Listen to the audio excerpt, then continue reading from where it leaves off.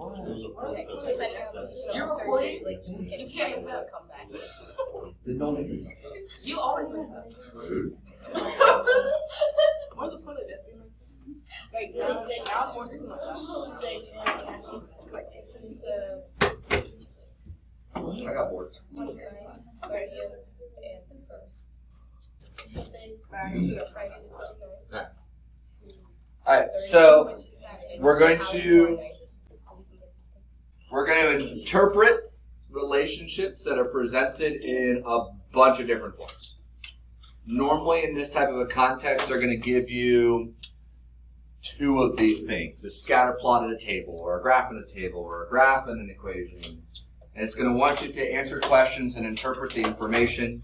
We're also going to look at the difference between a linear or an exponential function and how those graphs look and how we can determine from a context whether it's linear or exponential. Formulas for simple and compound interest to represent context, and then lines of best fit among scatter plots. Okay, so a scatter plot is just a bunch of dots on a graph. That's why it's called a scatter plot. It scatters dots. So they give us a scatter plot and a line of best fit. Okay, a line of best fit is actually a significant portion of what I'm doing in my graduate program, except instead of 2 variables, it's like 10 variables. Yeah. But they give us an equation that models this line of best fit, and they said, okay, well, if we had to create this classifier that best represents all these different data points, it would be that line.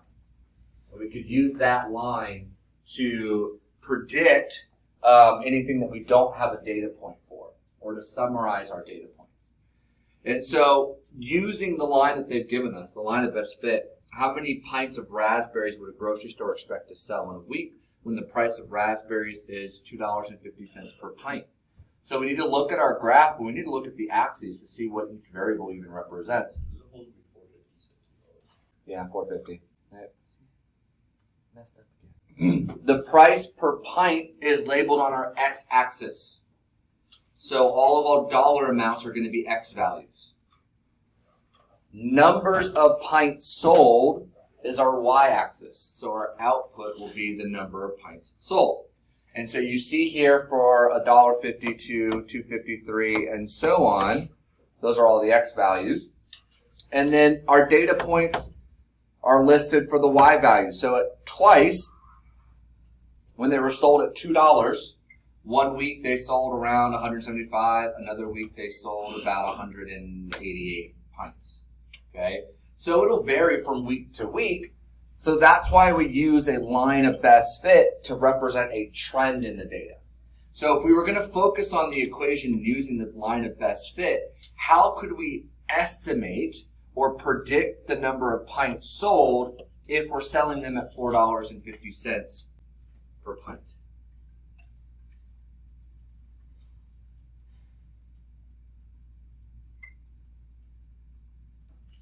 Okay, you're working in the right direction. We don't even really need to look at the dots. We just need the line. We just need they gave us an equation for a line.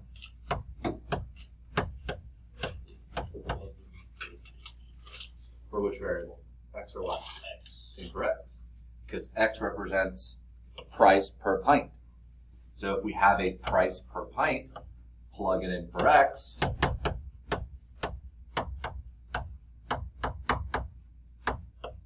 And solve. So what do we get? 88 pints. Let's look at our line of best fit and see if that makes sense. So at 450, right about here, and if I try and draw a line straight across, yeah, that's about it. 88, 89, 88, 89.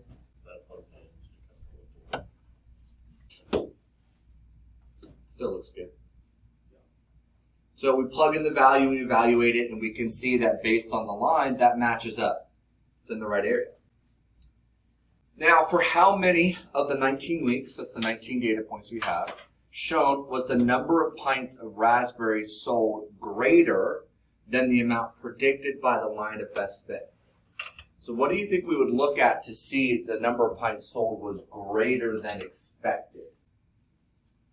Based on the line of best fit, we want to look for the number of pints being sold is greater than what we expected when the dots are above the line. This is what we would expect. So we're looking for dots above the line. How many dots do we have above the line? 2. We got more than 2. 1, 2, 3, 4, 5, 6, 7, 8. 8 weeks.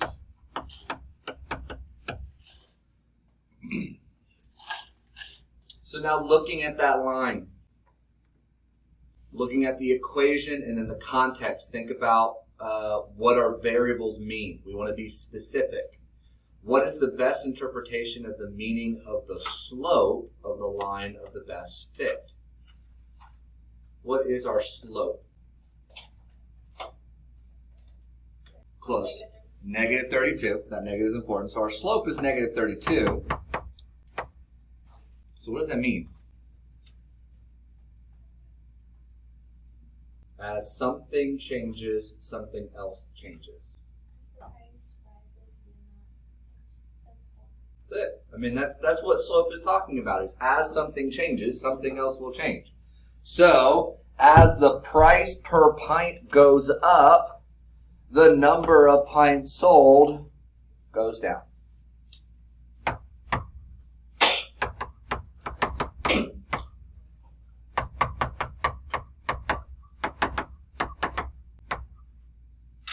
As price goes up, number of pints sold goes down. All right?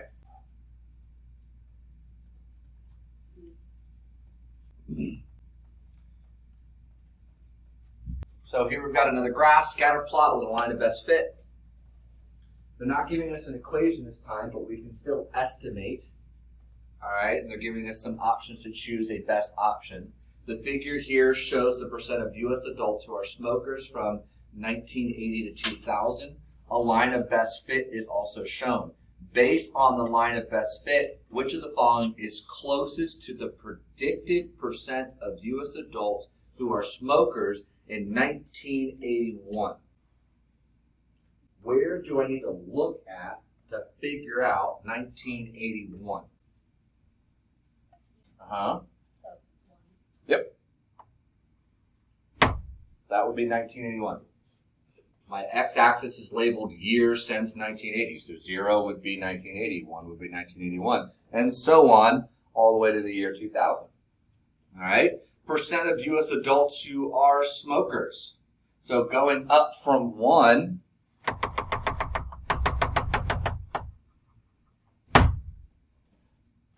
which of these percents is closest? 32.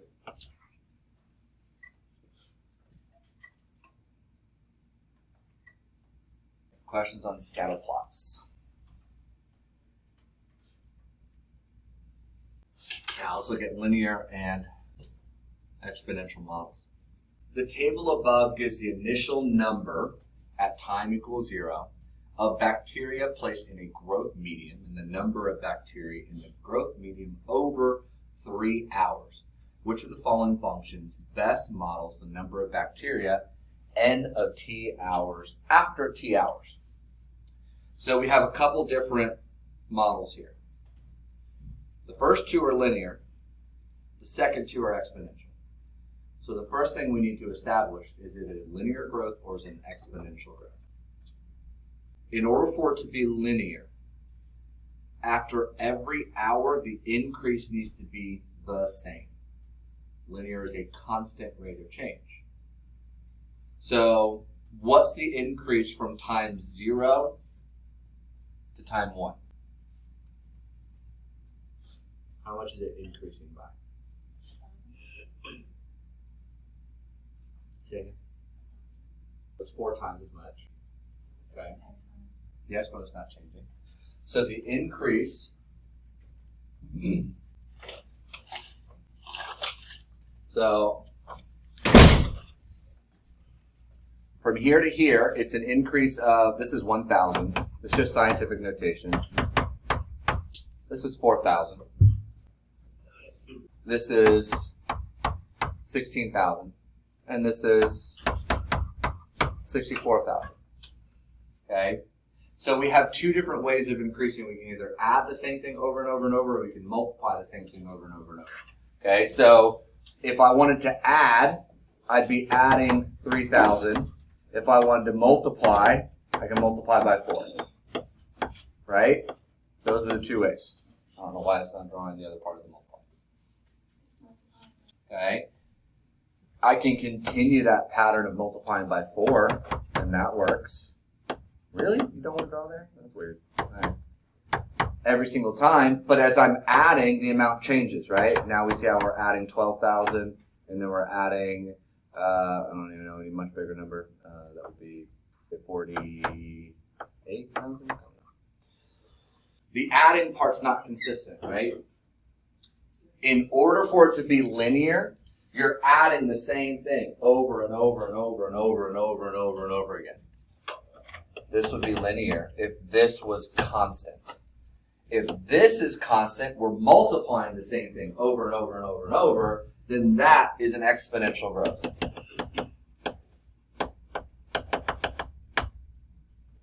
So since we know we're multiplying by 4 over and over and over and over, we know it's going to be an exponential model. We can get rid of the linear ones, that one and that one. And so now we're focused on the exponential model.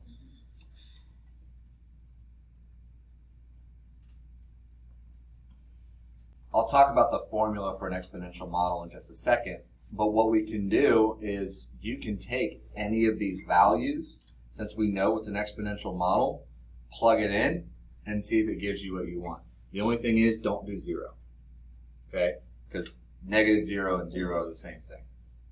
But plug in 1, okay? If you plug in 1, you have 1,000 times 4 to the negative first, which is 1,000 times 1/4. Is 1,000 times 1/4 equal to 4,000?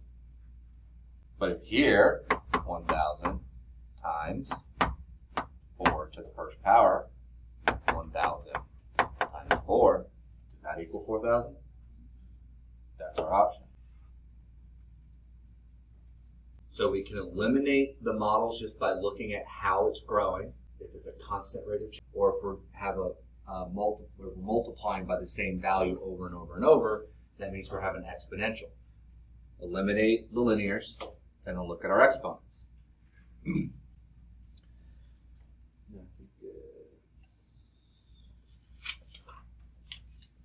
A couple more slides so we talk about that. So we have another scenario we need to figure out, because we have a bunch of linear models here. These two are linear, and these are exponential. A bank has opened a new branch as part of a promotion, and the bank branch is offering $1,000 certificates of deposit at simple interest of 4% per year. The bank is selling certificates with terms of 1, 2, 3, or 4 years. Which of the following functions gives the total amount, A, in dollars, a customer will receive when a certificate with a term of K years is finally passed? Okay? So the key thing here is simple interest. And we have two types of interest. We have simple and we have compound. Simple interest is a couple different ways to look at. To calculate the interest, principal times rate times time. That gives us the amount of interest that's earned. This gets extended to if we want to find the total amount that we have in an account, we take the principal and we add the interest, which is principal times rate times time. Principal means the starting amount of money, the amount of money that you deposited. Rate is the interest rate, percent, and then time is the number of years. Okay? So since we're dealing with simple interest, does this look like a linear or an exponential model? Linear. So we can ignore our exponential models. And we just need to figure out which of those fits that formula. And that's all it is. It's looking at a formula. Principal gives the total amount that they'll receive. So we're looking at this formula to see which one of these might match. Any ideas of which one might be the closest?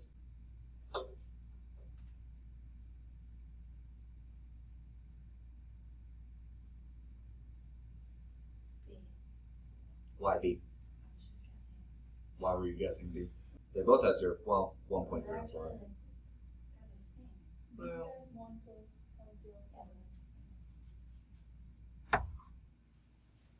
we can rewrite that to look exactly like this. When I have two variables that are the same in different terms, what can I do to make that only one variable? Everybody's favorite F word in math. Factor out the principal. Well, what's P divided by P? 1. What's PRT divided by P? So I have my principal, which is 1,000, times 1 plus my rate, which is 4%, times the number of years. The amount is the principal times 1 plus the rate times the number of years.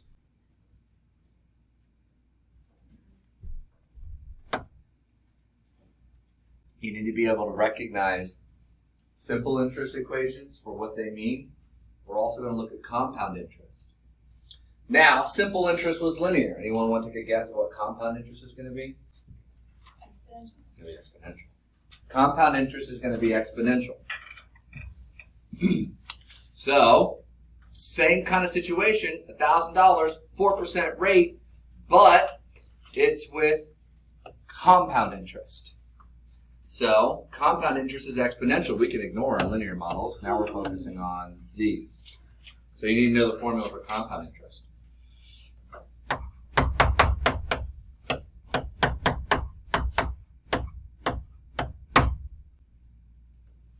P times the quantity of 1 plus R over N to the power of NT.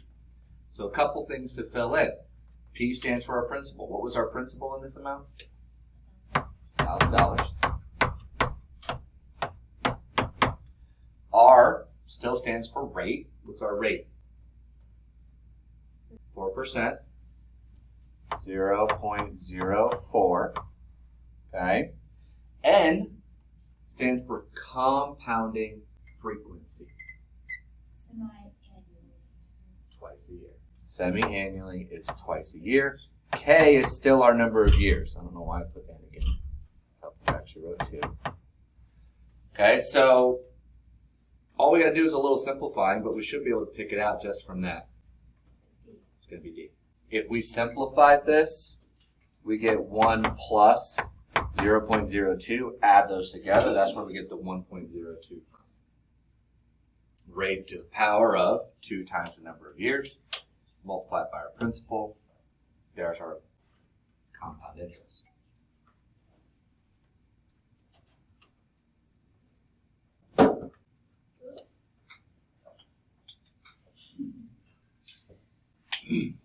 So, simple interest versus compound interest. Simple interest is linear. Okay? Constant rate of change. These are our simple interest formula and then our compound interest. Again, you can rewrite these a little bit based on the situation, but you need to understand the underlying principle. Simple interest is linear and compound is exponential. I don't think you'll be expected to memorize them, but you should be able to recognize them. Be able to recognize them in their context is going to be key for you being able to pick the appropriate model, or at least get it down to a 50-50 shot. If you at least know that simple interest is linear, well, then you got a 50-50 shot of getting the right one. You can even plug in some values to test to see what matches up if you have a table to choose from. Same thing goes with compound interest. All right, here's just a nonlinear graph. We want to interpret the information presented. Each evening, Maria walks, jogs, and runs a total of 60 minutes. The graph above shows her speed during those 60 minutes. Which segment of the graph represents the times when Maria's speed is the greatest? So where would I look to determine when her speed is the greatest? I'll look at miles per hour, and more specifically, I want to be higher or lower? Higher. So we want to look for where it's the highest. So where does that start at? Starts at about 19. Okay, and where does it end?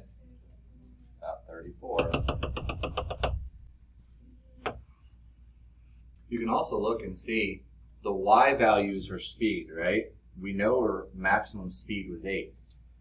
This segment here doesn't start with a speed at 8. This segment here doesn't end with a speed at 8. This segment here doesn't have a speed of 8 at all. D's the only one works. So what you'll be given is data represented in a bunch of different forms. And being able to make connections between those forms or answer questions based on the information provided. Not a whole lot of calculating done today, right? Analyzing, interpreting, predicting. Okay? So it's not going to be calculation heavy, but it is going to be very reading heavy. Okay? Questions, comments, concerns, queries, conundrums. Say it? Not working. No,